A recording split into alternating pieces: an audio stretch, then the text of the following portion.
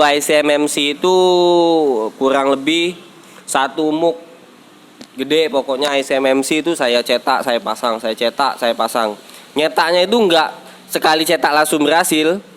Ya timahnya melebar sana sini. Sampai akhirnya ya hampir nyerah sih belajar hardware. Wah, susah hardware, mendingan software, lebih enak. Klik down. Sampai akhirnya saya nyerah, ya saya nggak nerusin belajar. Saya kenal avometer, saya kenal multitester itu ya karena taunya dulu cuman mode buzzer. Pokoknya kalau kapasitor diukur kanan kiri bunyi tit, konslet. Taunya cuman itu, tapi nggak tahu loh gunanya mode buzzer itu apa, ngukur resistor itu gimana. Cuman taunya dulu ya namanya diajarin logika ya. Kalau kapasitor satunya ground, satunya pasti ada nilai. Kalau resistor dua-duanya ada nilai. Kalau dua-duanya ground berarti short, konslet. Cuman itu dulu pedomannya. Sampai akhirnya 2 tahun ikut sama bos. Di akhir tahun 2019 saya alhamdulillah ada modal sedikit itu dari mengembangkan software lah, pokoknya dari software, dari ngeremot juga itu termasuk di situ.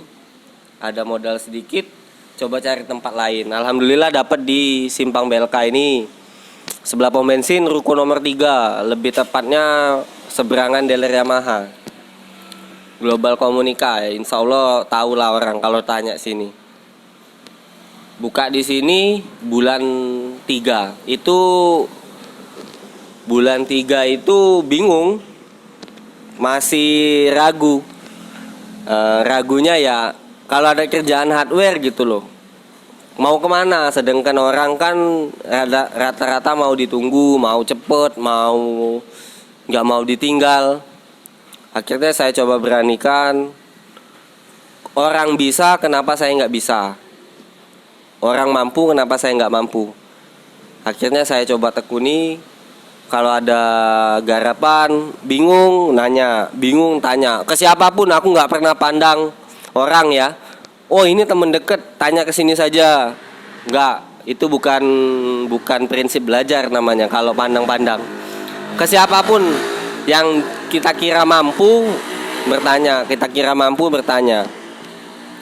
Sampai waktu itu pernah dapat konektor cas, itu aku nggak bisa garap, ganti konektor cas Jewanase itu dulu kan suhu Wak Jenggot ini kalau minggu libur di IP, ngetemnya di sini pasti. Nah sambil dia ngetem itulah aku sambil ngulik lagi hardware, belajar lagi. Camano ini gitu, jangan monoton nanyo be. Dia yo ndak mungkin ndak dikasih tahu, pasti dikasih tahu. Camano sih triknya ngangkat konektor cas yang aman, ini itu segala macamnya Cak Mano pasti diajari. Sampai dulu belum ada mikroskop ini, belum ada ini dulu. Yola mato mulai minus kan, memang sudah pakai kacamata. Waktu mau nyolder kaki 5-nya itu nggak kelihatan, pakai loop yang kecil itu nggak kelihatan. Akhirnya disaranin beli mikroskop. Ya udah beli mikroskop, belilah mikroskop. Alhamdulillah terbantu memang, karena alat untuk kita kerja ya jangan dihitung modal, karena bakal dipakai lama kan. Buat apa dihitung modal kalau barang yang dipakainya serusaknya gitu kan. Belajar terus sampai akhirnya ya mulai masuk MMC segala macem. Saya dulu belajarnya dari mesin rusak, beli mesin buntang itu 1 asoy, angkatin MMC cetak pasang, angkatin MMC cetak pasang, angkatin MMC cetak pasang. Udah mulai merasa bisa, handphone nyala, saya angkat MMC, saya pasang harus nyala lagi. Situ belajarnya, pasang nyala. Ya karena hal bisa karena biasa tadi kan. Belajar terus sampai garap CPU Xiaomi juga sama, tetap dari mesin yang mati dulu coba angkat, cetak pasang, angkat cetak pasang, baru coba di mesin yang bener-bener trouble. Belajar pengukuran sama, entah siapapun aku pasti tanya, skema pun siapapun aku tanya, entah Kak Ferry, entah Kak Agus, entah Kak Marwan, semua aku tanya apa yang aku bingung, cara baca skema gimana, cara tracking jalur gimana. Ya alhamdulillah karena pengalaman, karena biasa, alhamdulillah ya untuk yang masalah eksekutor insya Allah udah dikategorikan lancar untuk eksekutor, tapi kalau untuk dari skema tracking segala macam saya sadari masih nol besar karena masih harus terus belajar mendalami. Nah, maksud dari teknisi ini ya saya rasa itu kita harus otodidak dulu untuk pertama. Setelah kita bisa eksekusi, kita bisa tahu alur, syarat kerja segala macam, baru boleh kita mau privat, mau cari guru nggak apa-apa. Tapi kalau dari nol langsung ke punya guru kayaknya memang rada sulit. Tapi kembali lagi ke pengalaman, setelah belajar larinya kemana? Kalau setelah belajar larinya ke pinggir jalan, buka toko di pinggir jalan, ya saya rasa sulit untuk menerapkan ilmu-ilmu yang didapat. Tapi kalau setelah belajar tempatnya di mall, entah di IPIN, entah di PS, entah di mana yang memang mayoritas garapannya selalu ada, selalu yang tingkat-tingkat dewa lah mungkin ya. Handphone baru kayak di mall dulu kan itu handphone baru keluar 1 minggu udah ada lupa pola, dihajar, dioprek gini, pasti ketemu solusi. Baru kalau mau pindah ke pinggir jalan ya saya rasa gili-gili bae kalau bahasa Lembangnya tuh kan, gili-gili bae dengan garapan di pinggir jalan nih. Karena memang kenyataan di PS garapannya MMC sudah sampai ke tingkat sekian. Nyampe sini oh itu ngulang lagi. Advan masih digarap MMC, Asus masih digarap MMC, Xiaomi masih digarap MMC. Sedangkan di mall itu udah Oppo, A3s, F7, F9. Di mall udah duluan. Pinggir jalan nyusul belakangan. Tapi karena ya intinya kemauan. Kalau punya kemauan pasti bisa. Orang bisa, kita bisa. Jangan malu bertanya. Itu saja sih sebenarnya. Servis handphone memang ya untuk orang yang pengen ini memang menjanjikan ya. Menjanjikannya dalam hal apa? Ya satu, untuk di kategori software itu tidak menjanjikan. Karena saya baru bisa hardware. Jadi saya udah bisa memilah mana yang cuannya lebih gede, mana cuannya yang standar gitu loh. Kalau software itu standar, nggak bisa matok lebih. Flash 50, semua orang 50.000, nggak bisa kita patok 100. Jadi 150 nggak bisa. Kecuali yang sulit. Orang lain nggak bisa, kita bisa. Itu bisa sembelih harga. Orang lain 150, kita minta 500 nggak apa-apa. Yang penting selesai di kita gitu kan. Kalau hardware itu paling enak karena harga tidak ada relatif gitu loh. Suka-suka. Ya kalau kayak di sini IC audio, IC power itu kelas-kelas itu kalau mau ganti IC 300 350. Cuma kalau mau diakali ya 200 250 masih masuk. MMC pun masih sama di sini. Masih enak. Loh kayak contoh aja ya. Asus Zenfone 5 ini T00F. Pakai MMC KMVTU, modal 45.000, notanya 350, ya kan? Makanya belajar teknis, belajar servis handphone itu luar biasa, jos. Itu sudah saya alami, sudah saya rasakan. Bisa dikatakan prosesnya begitu cepat. Balik-balik ke orang, tapi ya kalau orangnya males ya 10 tahun nyervis juga nggak bisa apa-apa. Kalau mau diiniin ya saya 2017 akhir, anggap 2018 lah. 2018 awal, ini 2020 awal. 2 tahun. 2 tahun lah saya memang benar-benar tekun di handphone itu 2 tahun. Bener itu tekun, saya kerja di handphone itu 2 tahun. Sisanya itu sambilan, ganti LCD segala macam sambilan. Kalau tekun ya baru 2 tahun sampai sekarang ya, sampai video ini dibuat saya baru 2 tahun. 2 tahun itu waktunya lumayan singkat. 2 tahun. Bukan mau sombong, bukan mau apa, ini hanya sekedar motivasi. Karena jika kita mau, insya Allah kita bisa. Itu aja sih sebenarnya.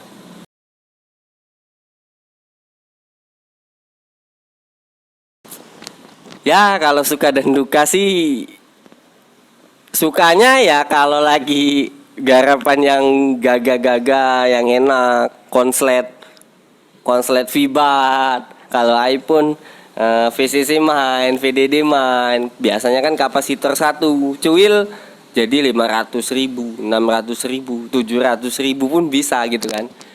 Tapi ya dukanya ketika garap, ya itu kembali lagi yang saya bilang dulu, kalau handphonenya masuknya mati dihajar, kalau masuknya hidup ragu.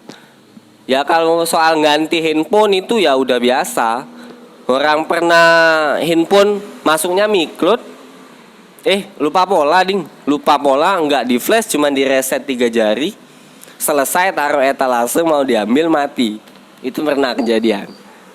Nah gimana coba, bingung kan, ganti mau tak mau ganti. User taunya masuk nyala, pulang nyala, nggak mau tahu dia alasan kita apa-apa, nggak mau tahu. Tinggal bagaimana cara kita menyampaikan ke konsumen, penuh. Pokoknya kalau kita depan konsumen ya merendah. Konsumen sok tahu, kita merendah aja. Jangan orang tinggi kita mau ikut tinggi, jangan. Yang pasti kalau dukanya ya itu sih ke konsumen. Cuman duka yang paling dalam juga ya kalau servisan lagi banyak, otaknya mentok, bingung. Jangan bingung digarap sendiri, bingungnya ya mending kasih temen, lempar sana lempar sini. Bukan satu ya, lempar itu mungkin kita bisa, tapi kita udah males atau udah banyak kerjaan, lempar, kasih bagi-bagi rezeki kan, ya nggak apa-apa. Tapi kalau memang kita mampu, ya digarap sendiri lebih baik gitu kan. Itu aja sih. Sekarang kita lihat peralatan yang ada di Global Komunika nih. Sekalian kita total ke sebenarnya berapa total modal servis dia. Kalau ini blower ini kurang lebih ini blower 1 juta. 1 juta dulu, ya. 1.050.000 dulu. 1.050.000. Nah, ini power supply. Power supply ini kurang lebih Power supply MBR 20 ampere ini 1.250.000. nah, ini apometer. Avometer murah sih, 120.000 dulu. Nah, ini yang lumayan ini. Mikroskop ini. Ini mikroskop binokular dulu ambil 3.800.000. Mikroskop. Nah, belum dari ini PC sama laptop. Nah, kalau PC ini habis berapa ngerakit ya? Kalau PC kurang lebih 4 juta lah sama monitor. Monitor ya. Kalau laptop ini Asus TUF Gaming sih. Sebenarnya bukan mau gaya-gayaan, cuman mau pengen kerjanya lebih enak, lebih nyantai, nggak lemot-lemot. Alhamdulillah ini mahal, 14 juta. Wah, baru. Mantap. Nah, ini dongle ini lumayan, ini dongle ini. Ini MRT dulu waktu harga 750 kalau nggak salah.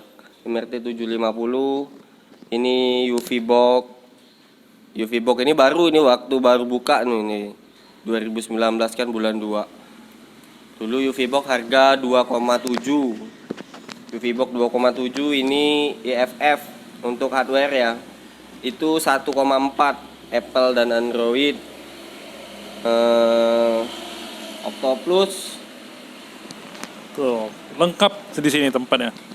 Z3X Octoplus ini Z3X dulu 1.400.000 sama kabel. Ini Octoplus 1.6 kalau nggak salah, lupa harga ding, 1,6 lah pokoknya. Ini dua ini ya 3 jutaan hampir. Wah, mantap. Oh, peralatannya Global Komunika. Ini hasil dari itu tuh mobil plat putih Brio tuh. Nah, itu hasil dari servis buka counter. Mantap, mantap, mantap. Karyawan, nah, ini ada 2 nih karyawan lagi main game.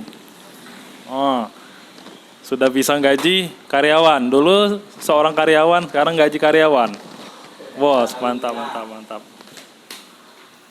Oke, itulah hasil wawancara saya dengan owner Global Komunika, Muhammad Kori.